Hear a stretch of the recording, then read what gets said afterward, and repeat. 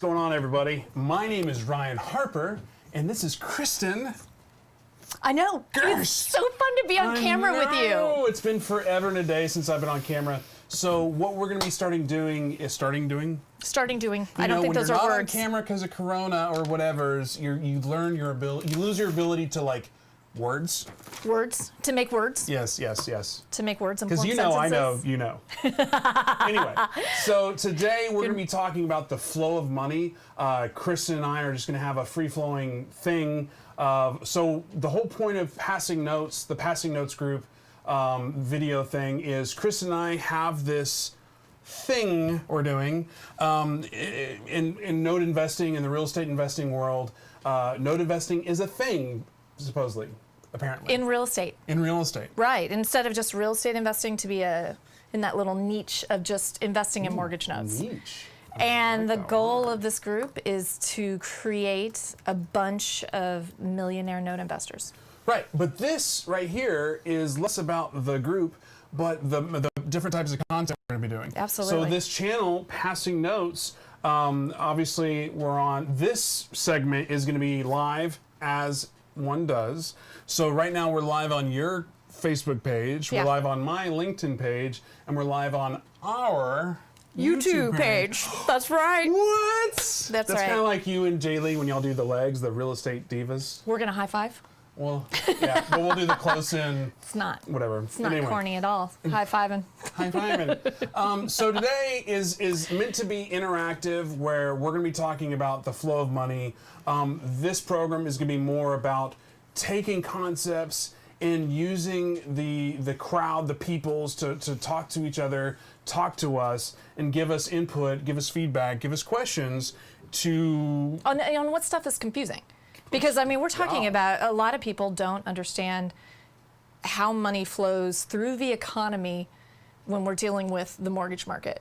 And, they're like, people have seen The Big Short, and so they're like, oh, what's this? What are these mortgage-backed securities that people are talking about? Yeah. And so we're, talking about technical mortgage terms so that people understand exactly what a mortgage-backed security is and how it affects the mortgage market and how it plays into your personal home loan. Uh-oh. I think it's just really bad internet in this room. Are we having bad... No. We're fine. I'm just talking about right here. I need to have the hard line. The thing I always not make fun of them. I'm always like, have internet. You're having internet problems. You're right there. I'm right there, so it's good. There. Yeah. All right. It's the age-old question. Are we live yet? Are we live yet? Just to get meta, because that's a word. Meta is a word? The thing I hate most about Facebook Live people. Because we're like, are we live yet? No, I actually claimed areweliveyet.com, so whatever. No, it's like, let's wait until there's a few more people online. Let's wait until there's a few more people online. Yeah, no, I don't do that. But, before we started, in the middle of the pandemic, when we're all locked down in our houses, before we were brave enough to come to the studio and do these, there's one where it was the first one where I'm doing a Zoom and it's on Facebook Live, and you basically watch me and a dumb expression on my face, and trying to figure out, is this on live? Is this what we're doing? Is everybody are we recording this? Right. And it's me staring at the laptop, getting really close to it for whatever reason, because You're doing the little... I'm doing the... Yeah, no, it's hysterical. So, yeah, Jay does a really good job of mocking it. You always say Jay. You're the only person I've ever heard call her Jay.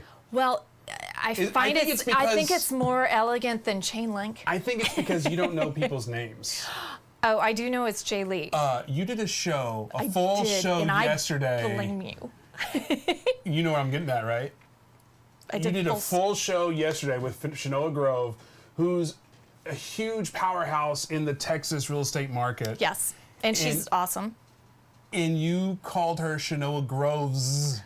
the entire time. It was know. amazing. It was great. And it was just like one of those things where like, I'm not going to point it out. Anyway, nobody cares because it's one of the things I always say that nobody cares about it. Let's get back to the meat. Let's get to the value. She's still fabulous and I still love her. Flawless skin, as Chris would say, right, Chris? Even though I like S's. I like to put S's on the end of everything and make everything plural. I just think there should be more SHENOAHs in the world. So she should take it as a compliment. Hey, Julie, thanks for joining us. Pat, it looks like Is that Julie Petra? Yes. Awesome. I did email her just now. Scott Carson. Hey. She was like, because I emailed her from my email account. I was like, hey, did you get that email I sent? She's like, no, but yes, I would love to come. Sweet. Super secret. Shh. Anyway, Pat Hilton, yes, my laptop went through the Antifa. That's the value add. Everybody's getting. I need a cover for my. You do. Whatever. For your ghetto laptop. Well, this is my. I need one. I need one too. I've got my Barney purple laptop. Barney purple. Well, so I didn't understand when I bought this laptop, because I'm kind of cheap too, on a laptop, and it had all this stuff, and it was great, and it was powerful. And then I was like, well, why is this blue one so much less than all the others? Because on the picture on Amazon, this thing looked royal blue, and I'm like, I love royal blue. That's like my color. That's my jam. And I opened this thing out of the box, and I'm like, oh, Sonny Jesus, it's Barney purple. So now I'm like, every time I'm out working, I'm like, I have this weird laptop. So one thing I always like to say is nobody cares. I know. It's the flow of money. Let's get into it. The flow of money. So I'm starting with the flow of money because so many people do not understand that it's not just you going to a mortgage broker or a small bank or your local Bank of America branch to get a mortgage for a house, to go buy a house. It doesn't just stop there, because what's my favorite thing to always say? Money is finite. Right. And so if you have a small institution or a mortgage broker and they go and lend out all of their money, well, they're out of money to lend. So what's the answer? Right there, that would stop and halt all mortgages from people being able to lend. Well, also I think, money is finite is almost the exact contradiction of what the money is infinite, because and first of all, I know nothing. I am brain dead on everything. I don't know why anybody listens to me on anything ever. So anything I say ever on any topic, Google it. Yeah. And use a certified source. Anyway, what I was going to say is, you take the power of banking, the power of money, that whole concept of, well, if you give the bank $100, what do you think the bank's going to do with it? They're not sitting on $100. They're going to take that $100 and loan $10 to 10 people. That $10 turns into $100. They're going to loan $10 to 9 people. Yeah, see, again. They have to have 10% held in reserves. Currently. Well, between 3 and 10%. I mean, hell, 10% on the high end. But no, they're going to. You have $100 in deposits. They're going to keep 10 in reserves, and they're going to lend out 90. But you're still assuming that everybody's coming in and they're going to open a money market account or they're going to open a savings account, and that money is just going to sit there, because fact of the matter is it's not.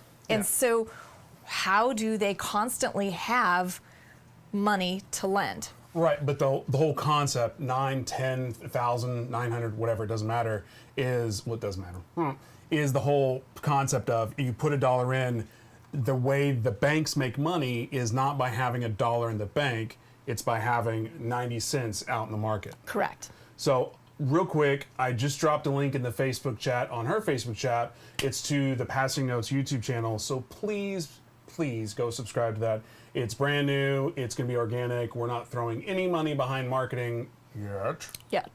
But the whole point of that is to help grow and use our collective audiences at the time to hopefully grow that channel. So the 3, 5, 16, 20 people of you watching, please, if you get a moment, head over there, subscribe, and help us grow that channel. Because YouTube is life. It's all about the follower count. Right. And the view count. And we're trying to. That's what TJ always says. It's all about the view count. The view count? Yeah, that's all that matters. Doesn't matter about the value. And I gotta say, just for my own self-esteem, please at least go watch it for at least 1 minute, right? Just 1 minute, have it running in the background. No, put it on click it on and let it play. Just let the whole thing play. So, Actually, you know so what? I don't have to see a sad little like 4-person view count. So Pat and Scott will get a kick out of this, and anybody that does the content game, and again, we'll get back to the meat of this conversation, is I actually have a playlist on my YouTube channel. It's called, and it's a public playlist. It's called Associated Projects. And what I do is, like, you have a thing, Gretchen has a thing, Jess. The Pitch has a thing, Real Estate Divas, Jess Marshall. Anybody I work with, I'm putting their videos in that playlist so I can, I don't know, before they leave, click play list. Click and like have them and run. just let it run. And then hopefully, does that just- encourage other people to watch? Well, what it's doing is you're trying to tweak the YouTube algorithms and hopefully get them to like, oh, somebody's watching this. Shh, don't tell anybody. Anyway, Hey, power money, flow of money. he knows stuff. I mean, he does know stuff about YouTube. That may not work. So the power of money. So potential homeowner goes, or borrower goes to their mortgage broker, small bank, retail bank branch, and gets a mortgage. But we know that money is finite. And so if those especially mortgage brokers, right? Because these mortgage brokers are, going, all right, I can, this person fits the box for this bank over here. This person fits the box for this special mortgage lender over here. And, as soon as they get those loans placed, all of them need to recapitalize. And so they're going to be making sure that these borrowers check the boxes necessary and go, and then they're going to sell these to a larger institution. So when you see stuff like your FHA loans, your VA loans, your, all of the ones that are government insured loans, those are going to be sold to Fannie Mae or Freddie Mac, if they're going to be sold at all. And the other ones, the private mortgages, those will go to, most likely will go to an investment bank. Mm-hmm. So it's got to fit one of the boxes. And I guarantee you, if somebody is writing loans like that, they already know where they're going to be sending those loans once they're done. And anybody's mortgage, and have you owned a house? Mm-hmm. Yes. Was your mortgage ever sold? Because people are surprised that Actually, one of the sub-2 deals I did a year and a half ago, it was like perfect timing because we bought the house, sub-2, and then immediately that mortgage got sold to another company, or another lender. Yeah, another lender. And then the lender was like, hey, here, we'll give you 3 months of transition time. So the entire time we're working on the rehab, we didn't have to pay. That is awesome. Isn't that amazing? Yeah. It's amazing. But then I am assuming it wasn't like you still had to pay all 3 months at one time. No, because we sold it before we ever owed them money. Oh, well, that's even better. Yeah. But the juice was still running. The juice was still running. The interest was still running. All I'm saying is the monthly payments, they weren't forgiven. It wasn't like forbearance. Forbearance is like you're holding. Forbearance is what they're calling it now, right? Where you don't have to pay it. No. But the same deal with forbearance. The bill was coming due. It just wasn't coming due in that time, and we were like, wait a minute. So we don't have to pay right now? Yeah, it's awesome. So from a sub-2 deal, and if you don't know a sub-2 deal, well, whatever, that's a real estate thing. But basically, the entire time we owned that house, we never made one payment towards the lender. It's freaking awesome. Because it was just a perfect timing thing. Yeah. And then we sold the house and took our pennies and left. Our shillings, our ruples, or rupees. Your hay pennies. Yeah.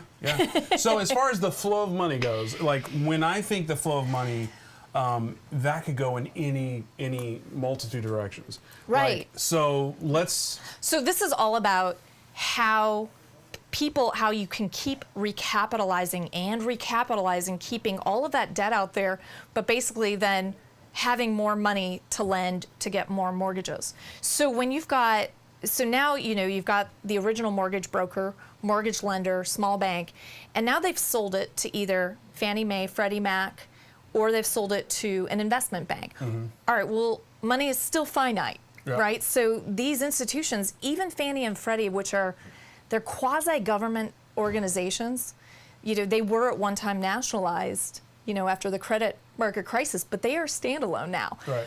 Would the government step back in and save them? Possibly, but they're standalone companies, and so they only. It's assuming we have a government. How optimistic. That's me. I'm 2020. like 2020 is awesome. Hopefully, we're not all going down in flames. I was trying to give you a cool shot, Chris, to like zoom in. I thought you were done. Cheese. There you go. I was There. waiting for the pause. Oh yeah. Okay, I was waiting for it to be awkward.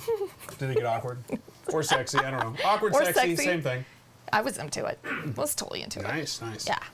So, anyways, money is still finite for these huge, even investment banks that are worth billions. Money is still finite, right? They cannot go in and just buy unlimited amounts of these mortgages and keep them. Yeah.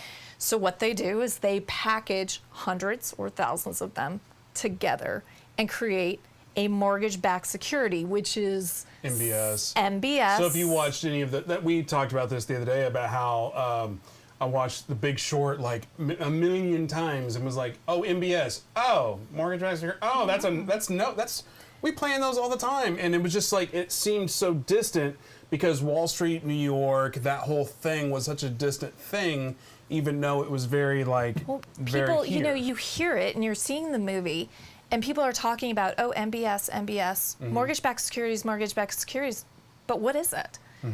And basically, it's a pool of tons of mortgages. And the idea behind it is if you own one mortgage, which, I own a bunch of single mortgages, right? But if you own just one and it defaults, well, then you have no money coming in. But in a huge pool of them, it becomes a very safe. Is that why it's called a security? Because it's a pool? A security is just something that you can invest in. It's an investment vehicle. It's a bond, is what it is. It's a tangible, intangible concept of a thing. So, what other types of bonds are out there? Municipal bonds, right, that are backed by James? a city, James. Government bonds, right? Yeah, Treasury. Treasury bonds, Yeah. all of these things, Junk. and junk bonds, that's a whole nother story, But mortgage-backed securities are traditionally very, very safe. Yeah. And, if the individual mortgages are graded correctly, which was a big. Scott has a good comment. He's like, that's why it's better to, the better play is buying commercial debt and non-government backed loans from regional banks. Getting a ton of calls from our banker network. I bet everything that I've been seeing lately there's a ton of commercial floating around out there. Commercial non-performing, which I'm not sure that that's really something that with where the commercial industry is right now, unless I had an end plan for what I wanted to do with that property. Many, not to get too down that rabbit hole, but how many companies have said, you know what, we're kind of digging this whole work from home thing. Oh, you know what, maybe we don't need 3 floors of this tower. Morgan Stanley, which investment bank, came out 2 weeks ago and said that we are going to stay at home. Even after the pandemic, they're like, this is working, we're productive. I can tell you Goldman Sachs had, best second quarter ever. Yeah. And what they're finding is they're more productive. And so I think if you have a bunch of companies that find out they're more productive as is, Because why? they spend 3 hours a day peacocking, getting ready with those 10-piece suits and the little thingies and the hats and maybe that's just the movies. I don't know. Maybe it's just the movies. I don't know. When you actually know somebody very close to me is a higher up at Goldman, and he will sometimes get on a plane at 5 a.m., fly to one city, have a meeting, get on another plane, go to another city, have another meeting, and then be back home, at around 10 o'clock at night to go start it all over again. And what they found was, okay, instead of hopping on a plane, jump on a Zoom. and nobody really wants to see us in person anyways. Yeah. So, or you do one in-person meet. Yeah. So back to the whole concept or that conversation of the commercial is because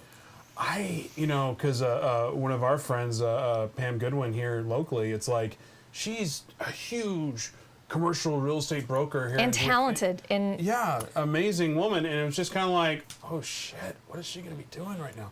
I'm sure she'll figure it out, but I'm just saying. Yeah, she and her husband are both in commercial real estate. Yeah. Commercial real estate brokers that I know, if you get them, I mean, nobody wants to be doom and gloom Yeah. on a live stream like we're doing, kind of. But the ones who I've talked to off the record, it's not good. You know, they're like, Yeah. okay, everything just kind of died, and people are kind of waiting another 6 months to kind of see, all right, where's everything going to fall? Yeah.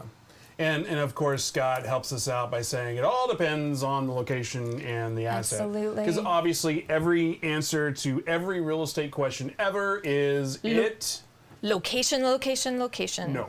No. The answer to every answer to every question ever is it depends. It does depend. Yeah. Because No. like everybody wants like these black and white answers to these very black and white questions, and the answer is like, well, it depends. You know. So anyway, flow of money. All right, so now we've got our big investment banks out there, right? And they've bought thousands of these mortgages. So they are going to create the mortgage-backed securities with them. Who's investing in them? Anybody watching this right now can go right now and invest in a mortgage-backed security. Mm-hmm. They're for sale every day, and are your returns as good as if you bought an individual mortgage and held on to it? No. But supposedly But the your risk risk level should be lower. Supposedly.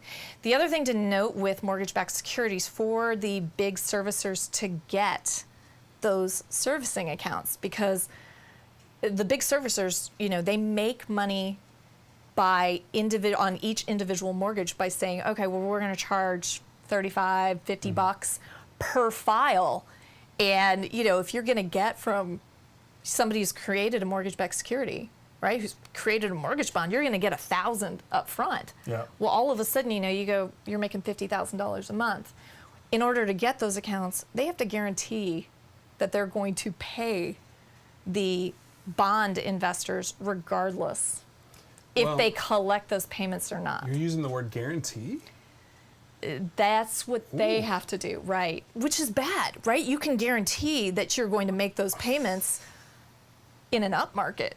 But what happens if you find yourself in a situation where 40% of the mortgages go bad? It's like that one word that you, like when I hear the word guarantee in the past 10 years of my whatever career you want to call this, I hear guarantee, I'm hearing, oh, you don't know what the hell you're doing, and you're a scam artist, and you're trying to I never used that steal word. from me, and you're scum, and I'm out.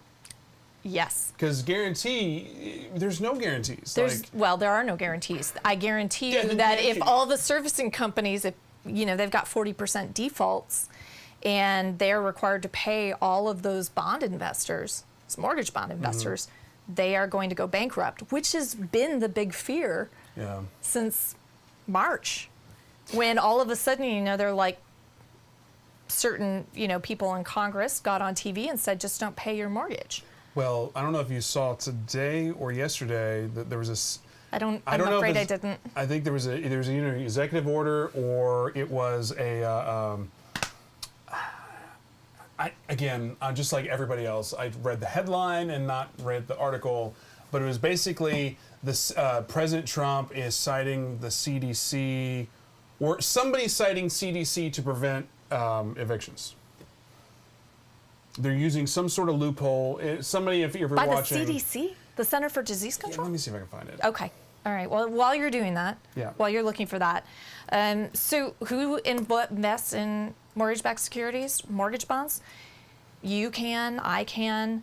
Pension funds are a big one. So you'll find a lot of pension funds want to invest in mortgage bonds because they do get, a slightly higher rate, and it's viewed as relatively safe, for their pension holders. Yeah. But the funny thing is so you can have, if I were to go out and buy a mortgage bond, I might actually own a percentage of my own mortgage that I pay every month on my house. So, Give me that HDMI real quick. yeah, sure. Thank you. Sorry, I didn't mean to interrupt you and No. break your train of thought. CDC. But and then Mr. Christopher, Yes.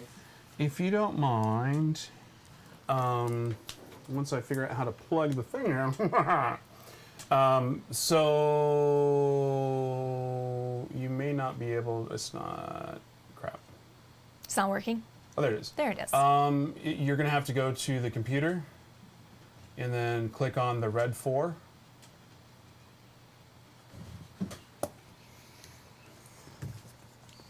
On the far left, the ATEM. There's a red 2. Yeah, 2 over there is a 4. Click that. I've got like Star There we Wars go. running through my All right, mind now. so CDC issues sweeping temporary halt on evictions nationwide amid pandemic. And this was last night at 9 p.m. Eastern. Wow. Wow. Yeah, so basically, just to give a quick synopsis, or not, it's not a synopsis, but the first few headlines. The Trump administration is ordering a halt on evictions nationwide through December for people who have lost work during the pandemic and don't have good housing. I think that's good. I know there's it depends on who you're looking at from, but here's my problem with everything that's been going on. People are trying to make black and white decisions on issues that...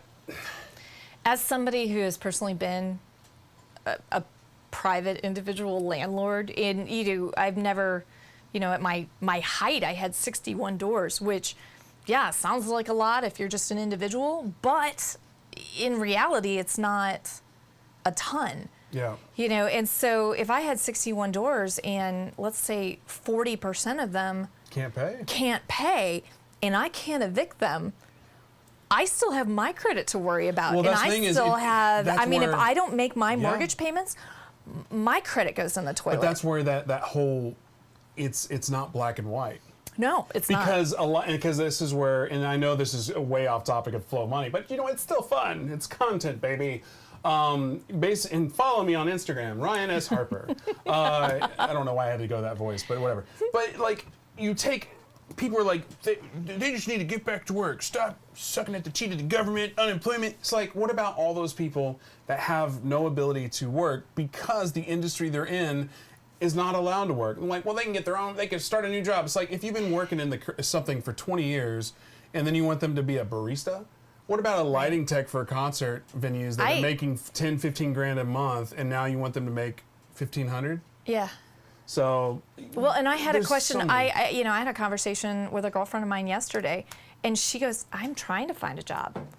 She goes, "I've been looking." She goes, "There's nobody hiring," and she's a legal secretary. Mm-hmm. She goes, they're not in their offices anymore, and who's going to hire me to, am I going to sit home and review documents? She goes, people are laying off. They're not, most places are in a hiring freeze. Even if it is a healthy business. So, but you know what? I found a way to bring this back to the conversation. The Good. flow of money. So if the flow of money stops, hey, see what I did there? Yeah. It stopped. So all these renters who, if you have 61 doors and these renters stop paying, and all of a sudden that flow of money stops, well, that money does no longer go to you. And if the money no longer goes to you, it no longer goes to pay off your mortgages. And then all of a sudden that mortgage company, they're like, oh shit, they have their ultimate lender that's paying them, or not paying, but funding them. And if all of that is backed by the government, and then all of a sudden the government falls, then you have anarchy. Well, that, and you've got they're saying 8 months. So they said, okay, well, the servicers, or people who own, majority of mortgages end up in some type of security with investors, right? Okay. So these investors are promised these amounts. The government is stepping in past 4 months, right? So the government is paying these things, but they've said for 8 months. At the end of 8 months, what happens? And when people, if you've ever studied the Great Depression and economics of the Great Depression, the Great Depression was not, it's the stock market collapsed and that's why it was. It was the absence of credit. Yeah.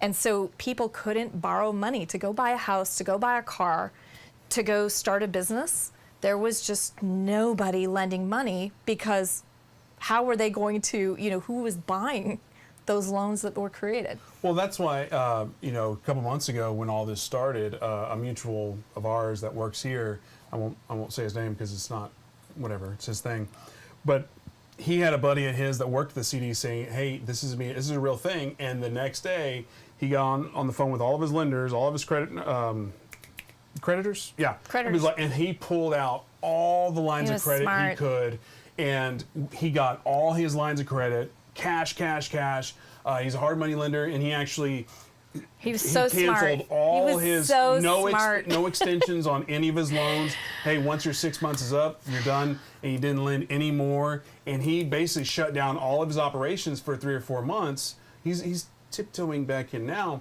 but what happened in 08? He and what I- happened in the Great Depression? No credit. So if there's, and he knows no credit's going to come down the hopper, well, fine, I'll get it now, get all that cash, put it in the bank, and sit on it. And when I had that conversation with him, Yeah. I left there going, God, was that smart? Because I told him what sparked that conversation. I said, yeah, I had all of these lines of credit that I was like, oh, I've got tons of runway, not a problem. Look at all of these lines of credit that I have that I can draw off of. But I didn't go and pull every last penny that I could from them because I'm like, oh no, I'll just leave it there. And when I need it in 6 months, it'll be there. Within a week, all of my lines were gone. They're gone. And that's the old rule. Hey, in good times, those banks will love you and they'll let you have those lines of credit. But as soon as times go bad, they're like, they canceled them and they're needing to pay PPP. I love conversations like that because on one hand, it gives you lessons to go, okay, if this ever happens again, if I'm in that situation, I need to do the exact same thing. I need to put it on my whiteboard. If you think the shit's about to hit the fan, get cash. And also it reminds me that I am dumb. Like there's so many smarter people than me. Obviously you, obviously Jess, Christopher, Mac, everybody. And when I hear people like this gentleman talk to us, I'm like, He's a smart guy. yeah, He's a smart guy. I also think back to it, and I'm a big proponent of, being as debt-free as you possibly can. Yes, I use OPM to invest, but I like it replenished as quickly as possible and on to the next thing so that I have, debt-free assets. Would I necessarily pull all, you're talking, that's a lot of money on some lines of credit that people are given. Would I have pulled all of that? Making monthly payments on it? And I'm not sure that I would have. Yeah. So again, but it's still smart. At the time, it was a pretty scary day. It was a scary epic in what was going on, and we just didn't know. And I'm like, my God, is this guy smart? I should have done this. So Scott's dropping a lot of value in the comments on your Facebook. Converting hotels to multifamily office space to self-storage, buying commercial notes, well below value, hotel debt selling in the 20s of as-is value. So, hey Scott, actually, I researched this last night at around 2 o'clock in the morning, just because I wake up and my mind's working. And I love the idea about converting empty office buildings into self-storage. Mm-hmm. And, I still don't know what the cost is to, put all those little metal garage doors on the inside, but if you think about it, they're pretty much set up for it. Yeah. If you can get the building for pennies on the dollar. And I've also it's not the first time it's been done before, even in the last decade, where you take an old office building and convert it into multifamily. Yeah, and then also Scott helped us out with that CDC executive order. It's to cease all rental evictions until December, ultimately to stop the spread of COVID. Which, and I get that because you've got people, if they're evicted, they have no place to go. They're on the streets. They're not. You can't social distance. Well, the thing is, so let me just open up about my vulnerability. Is like my whole plan post Propelia was like, cool. I'm going to work on the media stuff, but I'm also going to supplement my life using events, using like masterminds, using the monthly events, the quarterly events. Build out the REI Guild. We did one event back in February. And we had like 100, 150 people come out for the first event. It's not like I made any money, but it was a stepping stone to potentially have more sponsors, have more events, and have more of those branding partnerships. The problem, though, is if that's what I'm trying to get into, and then all of a sudden it stops, you're heavily reliant on unemployment or the $600 or where they were kicking in. Well, that's $600 no mas. No, I know. I know it's no mas. I know. Because like any of the media stuff you do, as Scott will probably know or attest to, is you're not going to make jack for at least 6 to 18 months. And if you're able to make it off 6 months, you're on a huge roller coaster. Right. Because YouTube stuff doesn't make money. And yes, it helps with promotion. It helps with who you are. Podcasts, all that. It's all a promotional thing. But if the promotional thing is to sell a thing and you don't have a thing to sell because of Corona, well, you're just screwed. Anyway, that was me. You're looking at me going, what the fuck does that have to do with Corona? We'll bleep that out later. Whatever. Well, yeah, no, I was thinking the flow of money. Oh, yeah, the flow of money. What we were talking their about. flow is gone. So, well, and Stop. And people probably don't realize this because it only stopped for, I think, around 10, maybe 14 days early this spring. But I took a pause from buying notes, and MBS, mortgage-backed securities, those stopped for about 10 to 14 days being sold. Who bought them? Who bought all of those current MBS offerings? The government. Yeah. And as soon as they did that, then okay, we can refresh and do more. But it's that freeze of credit that will keep, that will all of a sudden bring the entire economy to a halt. Yeah. And I apologize to you, and I apologize to the viewers. It's been a minute since I've been on camera, so if I'm like tangenting all over the place, truth be told, I've always tangented. But you just need your meds. I need more coffee. Take your pills. So as far as the flow of money goes, because when I think the flow of money, I think let's get very, very like nitty gritty. It starts with who? The Mint or the Fed saying, "Hey, we need more money." Like, where does money come from? So the Fed's job is to regulate the economy. Okay. So they have different tools like regulating their interest rate, and that's what they loan banks money, what they loan financial institutions money, right? The Fed will do that. So they can lower that interest rate or raise that interest rate to keep inflation under control. So technically, they can't create money. Oh, they can print money. They can print money. Right. And it's called printing money. But what they're doing is they're adding liquidity to the market. Why are they doing that? Okay, if you're going to raise and lower interest rates, right, that's going to help keep inflation from getting out of control, right? Because we don't want Well, if you study huge history, World War I, Germans, 6 million marks to pay, or francs, but that's marks, francs, whatever, right, to pay for a loaf of bread. That's deflation. And deflation and a deflationary spiral. No, it's inflation. It's actually deflation.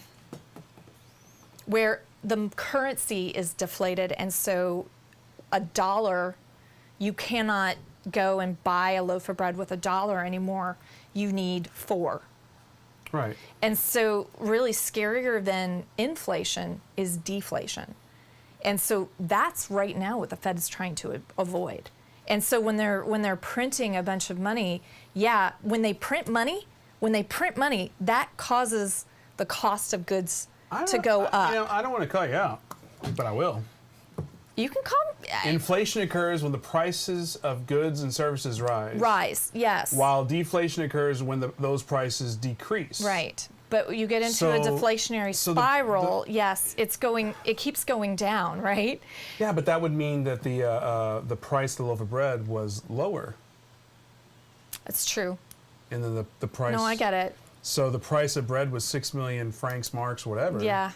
No, I get what you're saying. Yeah. But the real fear after something like this is that we'll go into a deflationary spiral because it's very difficult to stop. Now, the Fed has said we can go, we'll go drop money from a helicopter, I think is what he said. We'll fly over cities and just drop tons of money out because throwing money into an economy creates inflation. And the best way to explain that is if somebody came and gave you, $1 million, right? $1 million in cash. Well, you could go and outbid anybody for whatever goods and services you would regularly do. Okay, well, let's say that everybody had now $1 million in cash. Then your $1 million is worthless. Your $1 million is worthless. Yeah, so they do that in economics in college all the time. It's like, if you had $10 million, how much is your $10 million worth? Well, it's worth $10 million. Okay, well, if everybody had $10 million, how much is it worth? It's like, well, it's $10 million. Nope. Nope, not anymore. Because if everybody's bidding, supply, demand, everybody's bidding on the same thing, guess what? The demand goes up, the supply goes down, therefore the perceived cost will go up. So now that loaf of bread costs $10 million. $10 million and one. Yeah. Anyway, so they can print money, they can create money. And they can lower interest rates, except for the fact that we're, zero. So it sounds like the concept of flow of money you are intending, or in the concert, in this dialogue, it's about when you're dealing with the banks, the notes, where right, and just if we're and talking whatnot. about just the mortgage market, Yeah. to keep mortgage money flowing. I thought we were going to talk about you've got- all money. Well, I mean, it all applies to all money as well. But, you've got to have, somebody is creating this debt, and there has got to be a market to purchase that debt so that those people who are in the business of lending it can go get recapitalized and go lend money again. Because most of those people, most of the people who are on the ground lending to an individual, they're doing it for fees. So what happens when, you've got a non-performing note owned by Bank One, Yes. and the Bank One owns this non-performing note of $100,000, and then all of a sudden they can't sell it, nobody wants to buy it, so it's still, the value of it is still $100,000 or whatever. Again, it depends. You can even have a long-winded conversation about what does value mean, but $100,000 UPB, unpaid balance, but nobody buys it. What's the value of that? Are we note? talking about buying it in? Well, I'm just talking about the flow of money. All right. Because one. Okay. Right. So let me finish my concept. Okay. And if you say I'm, because what I'm thinking is the flow of money. You're at a hard stop because there's no money, and then that thing is worthless because nobody wants to buy it. All right. So So then we can get into junk. Right? Why do they not want to buy it? I mean, if it's non-performing, usually it's not a bought why. and sold by that. I'm saying right now, in the purpose of this dialogue, nobody wants to buy it. There's no why. There's no reason for why. It's just nobody wants to buy it. At any price. At any price. Okay. What would happen to that thing? Yeah. Does that mean as far as the flow of money? Does that mean it's dead? It's never really dead. What happens in those cases is it gets packaged up with, quite frankly, a lot of other shit. Yeah. Just a lot of shit. And so if it's going to get packaged up with basically all the other shit that nobody wants, and then they put a nice little bow on it. And then they just stick it on Nancy's desk? They go put it on Nancy's desk, and they go, yeah, that's valuable. What do you want to pay for that? And then, well, they've already bought it if it's packaged in the thing, but then you've got Nancy, it's her job to figure out what to do with it, and she just lets it sit there. It goes, and right. then, so then you've got somebody living there. So there's something called, mortgage-backed securities too. They're filled up of different graded mortgages, right? And so you've got AAA. That's the cream of the crop. The people with the best credit scores. The properties are awesome. Least likely to default because they put a lot of money down. These look great, and then they go down to AA, single A, and then triple B, double B, single B. And I think they even continue on from that, but we don't need to talk about those. And when you get down to those single B loans, it's kind of what we're talking about with subprime loans, which technically went away, but lo and behold, a year ago, I know that they were doing no-doc loans for investors. Out of some outfits. Yeah. I heard a couple guys out in Florida doing that. I'm like, seriously, they're doing no-doc loans again. Didn't we just almost crash the system 10, 12 years ago? And I got to tell you, they wouldn't be doing those if they couldn't sell them. So what happens to these crappy loans? They get put into something called a CDO. Which is a collateralized debt obligation. The problem with CDOs is they're not just a bunch of shitty mortgages. There's other debt in there, like payday loans, which are scary as hell, right? And then there's also sometimes car loans. and there are credit card loans all in that. And so they mix all that crap in there together, and then they offer that as a product. I think, you know, There's always a lot place to sell something. If you're you know? interested in this, hopefully, if you've gotten this far in the video, and you're not tuning out when I say, I'm like, okay, well then there's these things called CDOs where you can sell all your shit. Yeah, but if you're interested in this concept, in this topic, go watch The Big Short. But watch it from a standpoint of going, but you know, knowing what a CDO is and knowing. So they if don't, you just know what CDO is and MBS is, at least in my mind, it makes way more sense. All right, so they're not great at explaining what a CDO is. Actually, I do like their definition because I think that's the one with the fish, right? Yes. Where it's like the used it's fish. It's a whole new thing. And it's a whole new thing. It's not old fish. It's now today's fish stew. And that makes a lot of sense. But it's a very, very simplified version of what that piece of crap really is. Because it's like every scary mortgage that was ever created wrapped up with payday loans, which are, that's been labeled a few years as talk about a risky situation, and especially now because who goes and gets payday loans?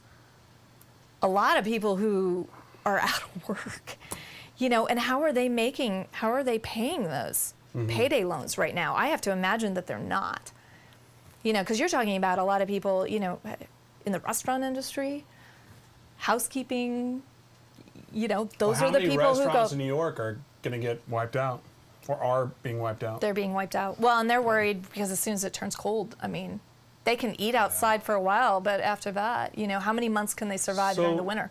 Again, you know, just to kind of put a bow on all of this, because I know I was probably very distracting in tangents, but it's been fun. I thought we were just going to keep this as like simple. I did too.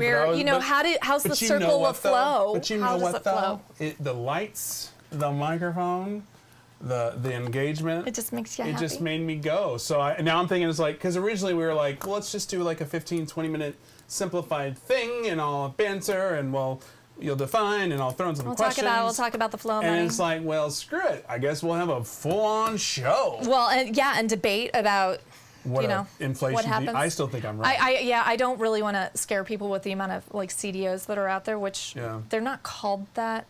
It's some weird term now. They would probably rename it just because of the 08 crash, because that's what always happens. It's like, take foundation companies. They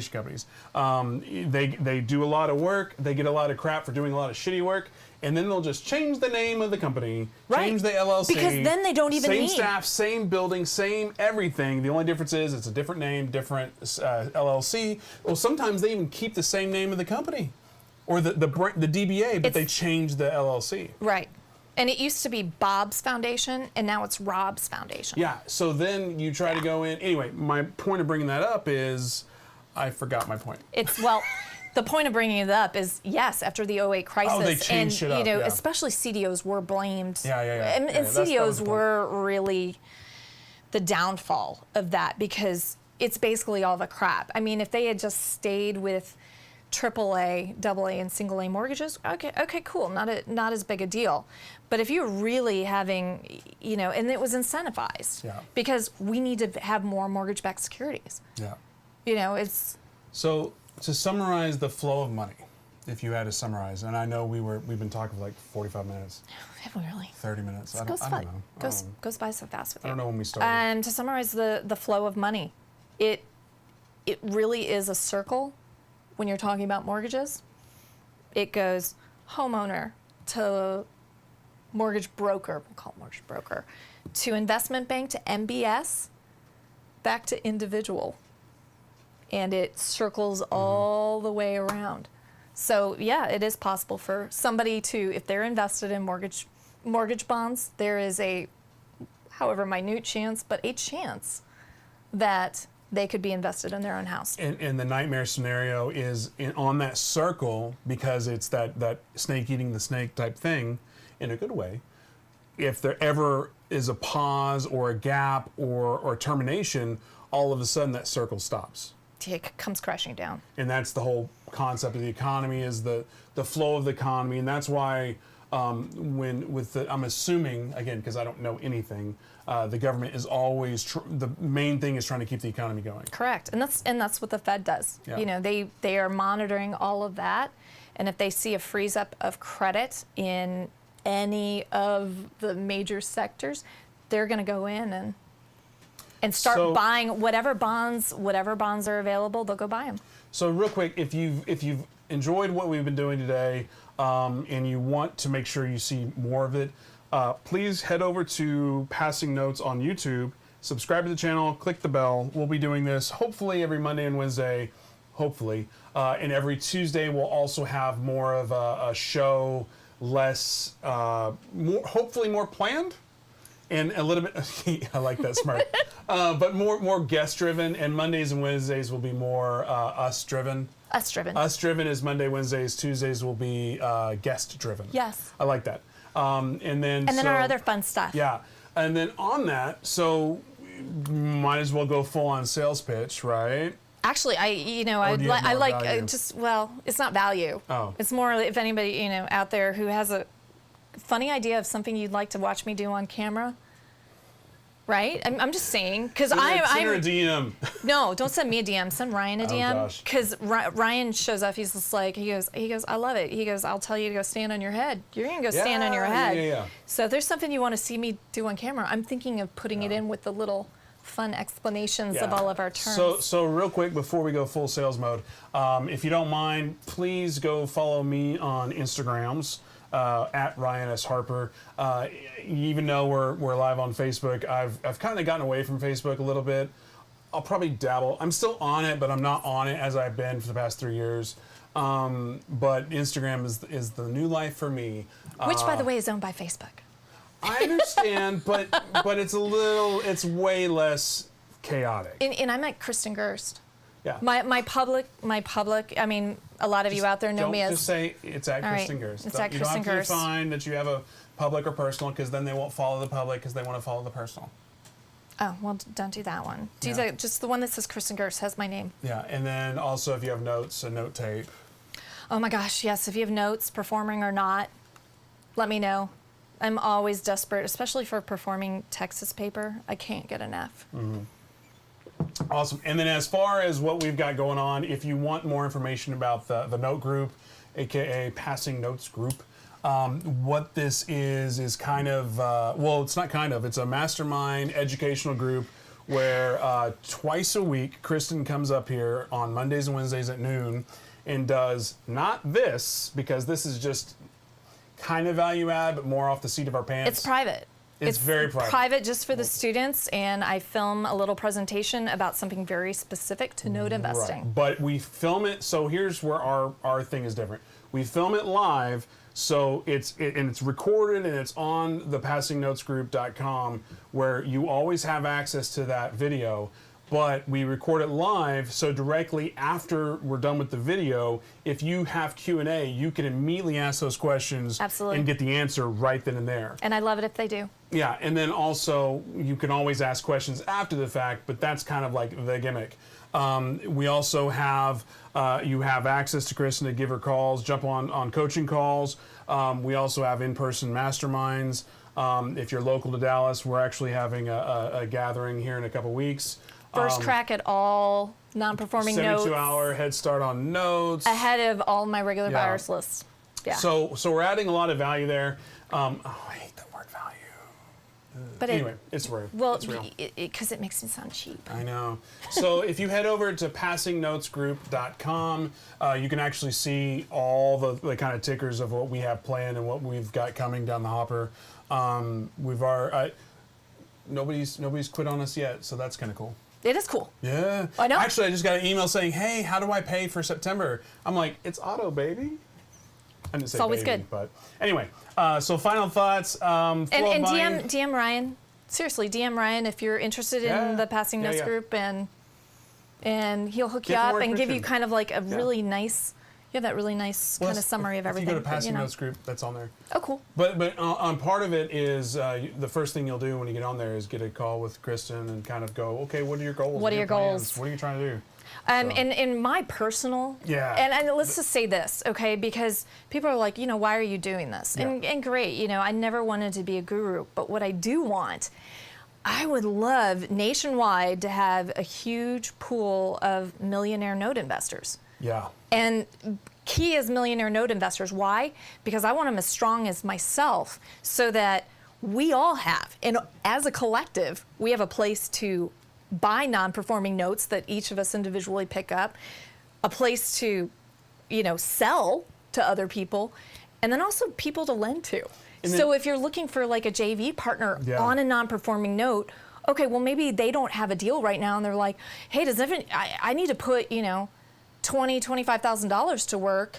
Does anybody have something? So yeah, if you know who I am and you know that community is a big thing about me, and that's one of the big things we're trying to do with this group is have a community aspect to it, to where it's not just like, hey, I want to learn. It's like, yes, we want you to learn, but it's not just about learning. It's about learning and applying, but applying either individually, as a group, as a collective, and then, hey, I heard this was coming. Well, I didn't hear it, and then you share it. So we don't, even though right now, even though KRISTIN's at the tip of the spear, we want it to be more of a plate. Exactly. And, and that just really, that benefits me. Yeah. Because and I know that there's a lot of other, we'll call them gurus out there, and they're creating, they're talking to you all day long and saying, bring me your deals.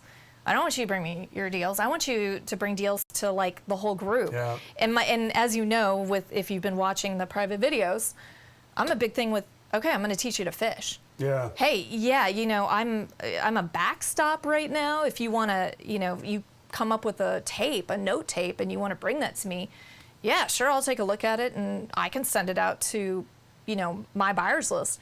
But simultaneously, I'm going to be like, you need to be building your own buyers list. We actually and this is how you do that. We actually talked that today about how because we always want there to be dividing lines where, hey, yes, we're coach mentor. I say we. Yes, KRISTIN's coach mentor, but you are your own investor first. So if you have a thing, coach mentor investor KRISTIN may be interested in buying it, but she can also look at it through the lens of coach mentor versus as a consumer and say, hey, you need to be doing the XYZ on this. Absolutely. Because the way that we're all going to get stronger is if everybody knows, I teach everybody, okay, how do you find money for this stuff? How do you finance it? How do you find your buyers? How do you find the notes to begin with? But if there's a whole pool of this stuff, and we're all working together, yeah. Hell, it's great. So anyway, that's what we got. Oh, look, we got a sales pitch from Albert on the LinkedIn. We're receiving 12% ROI on reinvestment or on investment grade business. How can we help? Albert Haddad, Finance Solutions since 1980. Wonderful. Love plugs on the LinkedIn. Plugs on LinkedIn? Yeah, somebody's plugging himself. Good for him. Yeah, all right. Anyway, again, you gonna delete him later? No. Again, thanks Scott for chiming in a lot. Helped that. Thanks everybody else watching. Again, I'll probably need to create a Facebook page for this. I would say so. Versus, because the KRISTIN's great, but then we have that issue of actually trying to figure out how to go live. But I think we know what we're doing. I do. Who knew? Corona. So Mondays and Wednesdays probably 2-ish. Playing that by ear, or we'll just set a time for 2. Will be us doing this. Tuesdays at 2-ish will be like the interview thing. We'll do 2. You want 2? I'll do 2. Just to make it 2 to make it easy. All right. 2. Monday, Tuesday, Wednesday. And 2. Friday. Friday I've got Divas. Well, Friday, Real Estate Divas. With Jay Lee. Jay Lee Thompson. With Jay. No. With Jay. Well, I have to say Jay, because every time you're like, Jerlee, and I'm like, it is not Jerlee. So, final plug, KRISTIN Gertz. That's me, Capricorn Mortgage Investments, and the Note Group. And I'm Ryan Harper. Just Harper Badass Industries. Ryan Harper. Anyway, we'll see you next time.